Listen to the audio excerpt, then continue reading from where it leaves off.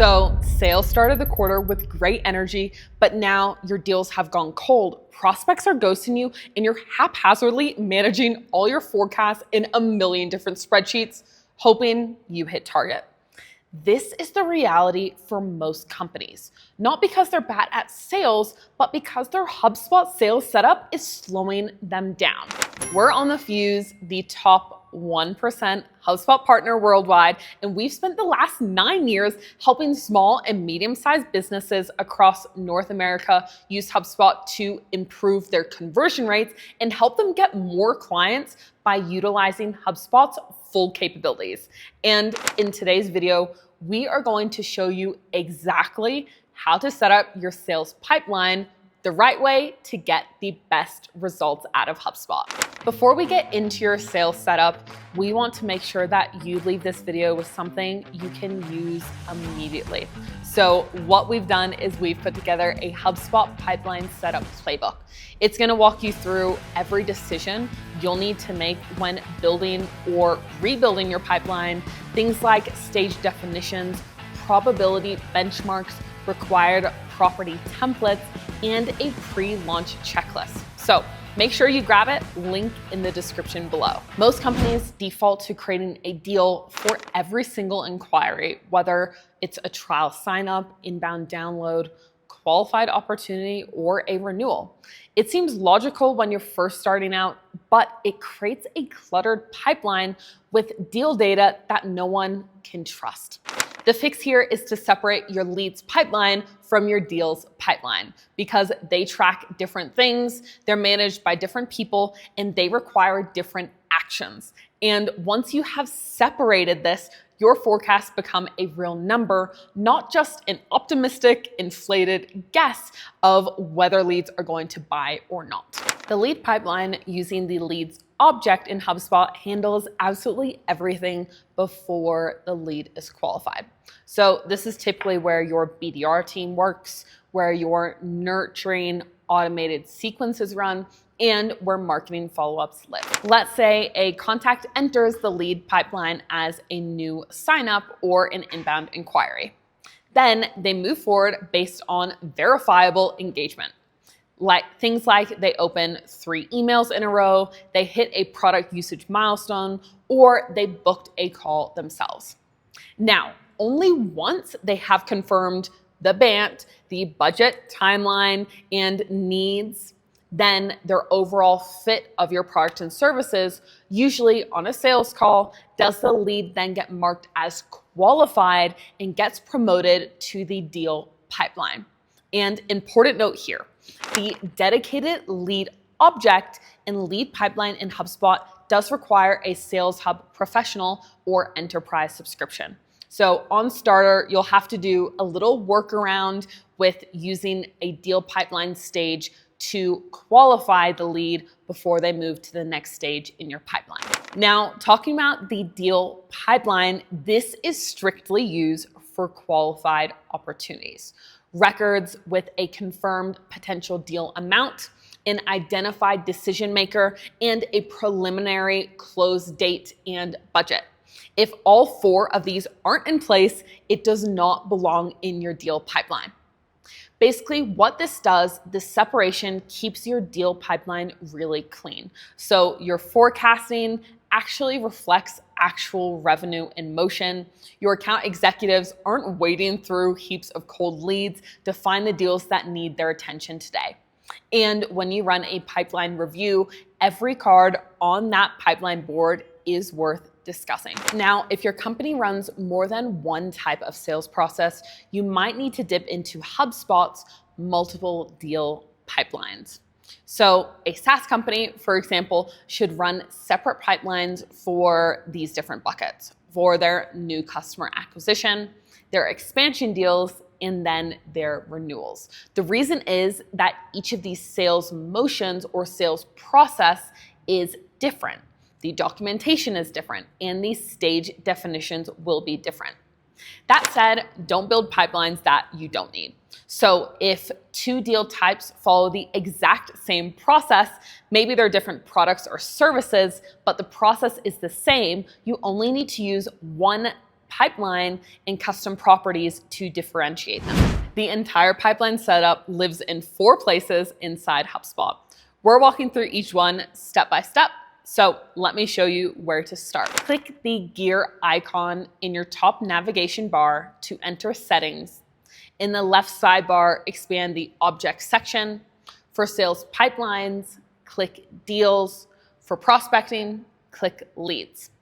Then at the top of the page, click the pipelines tab, and this is your command center. Stage definitions. Inside the editor, you'll see your stages listed. You can add new stages, rename them, or drag and reorder. And the golden rule for 2026 is every stage must represent a verifiable milestone, not a rep's activity or a hope. Proposal sent is a weak stage. It tracks what your rep did, not what the prospect committed to. A rep can move a deal there just by hitting send on an email, even if the prospect never opens it. So replace this with proposal reviewed, next step confirmed. Now, the deal only advances once a prospect has seen the numbers and agreed to a follow-up. Walk through every stage in your pipeline and ask the question, can a rep move a deal here without any action from the prospect? If yes, rewrite the stage, because every stage should require a real-world signal before a deal advances. Here's a clean stage sequence that works as a starting point for most B2B SMB deal pipelines. New inquiry, discovery scheduled, discovery completed, demo done, proposal reviewed, contract sent, and then our close won and close lost termination. An elite partner tip here. Make sure to name your stages in past tense with a confirmation phrase, like discovery completed, pricing agreed upon, contract signed. Past tense forces your reps to confirm that the event actually happened before they advance the deal within the sales pipeline. It sounds like a really small linguistic change, but across a team of 5 or more reps, it can easily eliminate significant amount of stage inflation in your sales pipeline, and then as well help you forecast with confidence. Once your stages are defined, assign a win probability percentage. This feeds directly into HubSpot's weighted pipeline value, which is the number your leadership uses to predict and forecast revenue. Here's a calibrated starting point based on the conversion benchmarks we see across SMB pipelines. You'll make sure to adjust these against your own historical data, but should give you a great starting point. So discovery scheduled, 10%. Discovery completed, 20%. Demo done, 35%. Proposal sent, 50%. Proposal reviewed and confirmed, 65%. Contract sent, 80 to 90. Close won, obviously 100. The cross-industry average close rate for SMBs sits around 20%, while B2B teams generally target 28%. So if your weighted pipeline and your actual close rate are consistently misaligned quarter over quarter, the probability is that this needs recalibration, not the forecast. Conditional stage properties are how you enforce data quality without personally following up with every single rep on every single deal that they have. You assign specific fields that must be filled in before HubSpot allows a deal to transition from one stage to the next. The system stops the rep mid-move and prompts them to fill in the required fields before the transition is completed. We recommend setting these 3 as your baseline. Before closed lost, require a closed loss reason. Without this, you can't tell if you're losing on price, timing, or product gaps. Before contract sent, require the deal amount. A contract without a documented value creates a black hole in your late stage forecast. And before discovery completed, require the next step field. No deal leaves discovery without a confirmed future action. So set these once and the system enforces them permanently. You don't need to remind your team ongoingly, and HubSpot won't let the deal move forward until these fields are filled in. And the final step here is eliminating manual busy work. Under the Automate tab, you can set triggers that fire the moment a deal lands in a specific stage. So from the pipeline settings page, click the Automate tab at the top. You'll see each of your stages listed. Click Add Action under any stage to attach an automated trigger. And here are the 3 we configure on every single sales pipeline as a starting point. For your deals, when a deal hits contract sent, automate a follow-up task for the rep that's due in 2 days. For lead pipelines, go to Automate, Templated Automations, and toggle on Move Lead to Connected when a prospect replies. This ensures active prospects don't sit in New when their reply hits an inbox. Your pipeline is now structured, calibrated, and running automations. So guys, the next step is making sure your reps are working inside an environment that matches what you just built. And that is the Sales Workspace inside HubSpot. The Sales Workspace is the only page your reps need to open. It's organized into tabs: summary for your morning briefing, prospects, and deals for closing. It eliminates the different 10-tab shuffle and keeps your reps focused on the next best action. Stalled deals, formerly called inactive cards, the most powerful view is a stalled deal. HubSpot automatically flags any deal that has sat in a stage for 20% longer than your team's historical average. In the Deals tab, just click the Stalled Deals Present. You'll instantly see every deal at risk of going cold. It's no longer a guessing game, it is a heat map for your coaching sessions. With your pipeline built and your workspace set up correctly, the last infrastructure layer to add here is AI. HubSpot's Breeze agents are designed to run inside a clean, structured pipeline, and here's exactly what each one of them does and how to implement them. HubSpot's Breeze platform includes 3 agents directly relevant to your pipeline management. Each one handles a different part of the sales process, and each one requires the pipeline to be properly structured before it can do its job. This is exactly why you just spent the last 2 sections on the setup, because the AI is the reward for getting the foundation right.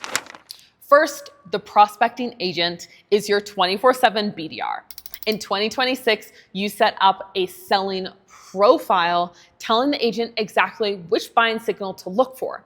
When it finds a lead that fits that buying signal, it doesn't just alert you, it drafts a hyper-personalized email using Breeze intelligence, and it leaves it in your workspace for a one-click send or review. When it detects a verified signal, the agent pulls context from your CRM history and public web sources and then drafts a personalized outreach email in your brand voice, directly addressing the specific trigger that it found.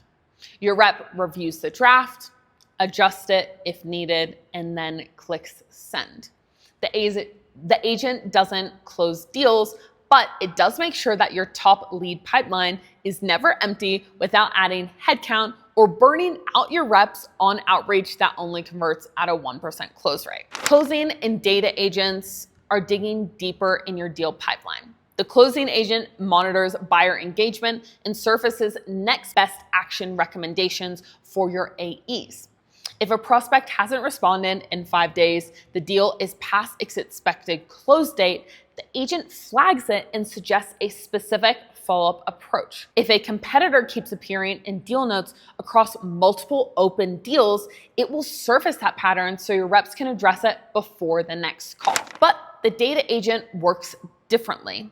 Instead of building a report manually, a manager can ask it directly in plain English, show me all stalled deals above $20,000 where the last activity was more than 10 days ago.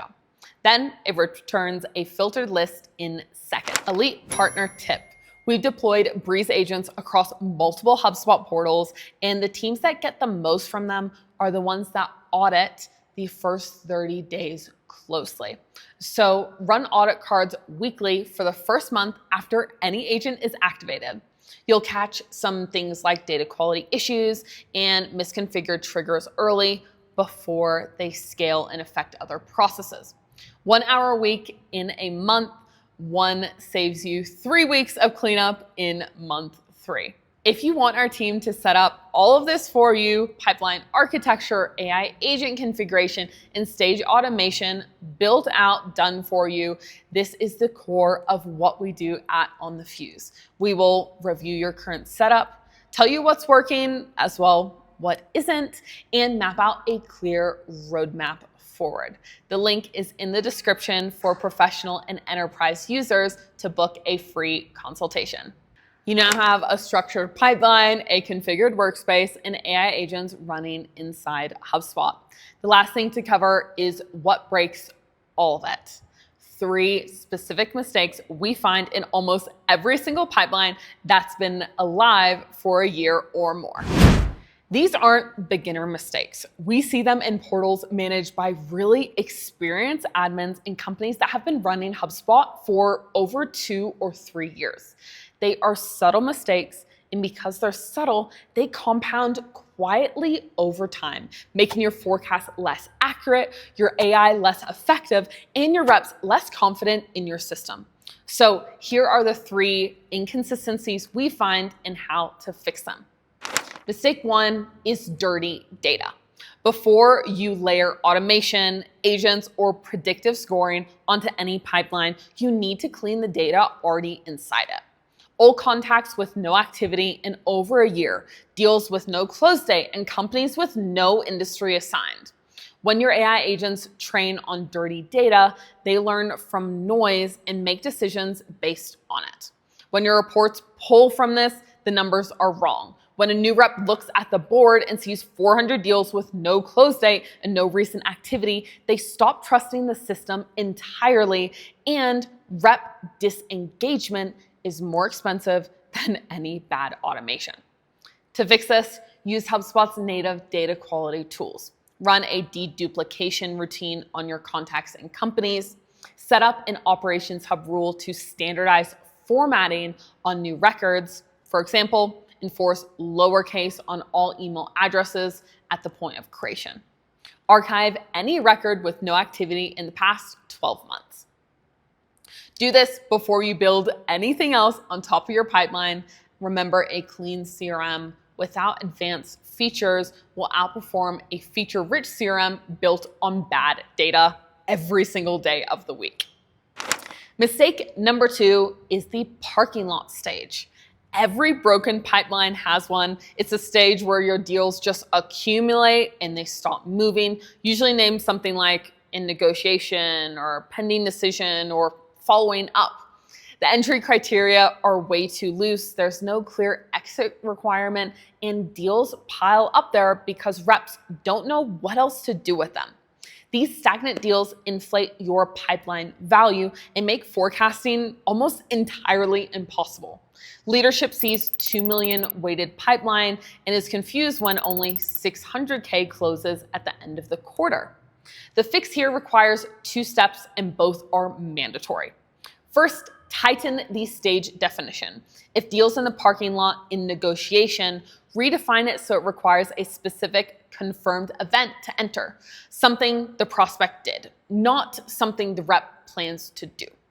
Second is build a workflow that alerts management when any deal has been in a single pipeline stage for more than 14 days. If you fix the stage definition but skip the alert trigger, the parking lot reforms within a quarter. And if you add the alert but don't fix the definition, deals just keep parking there and you just get more emails about it. Both steps are required. Mistake 3, premature automation. HubSpot makes it super easy to build workflows. That is the best thing about HubSpot, but also the most dangerous. Teams that add automation before their process is validated end to end within the system, it will scale the wrong behaviors. If your stage definitions are still vague, automating stage transitions just means deals move through the wrong stages faster. If your deal quality is still poor, automated sequences send personalized emails to the wrong people with the wrong context.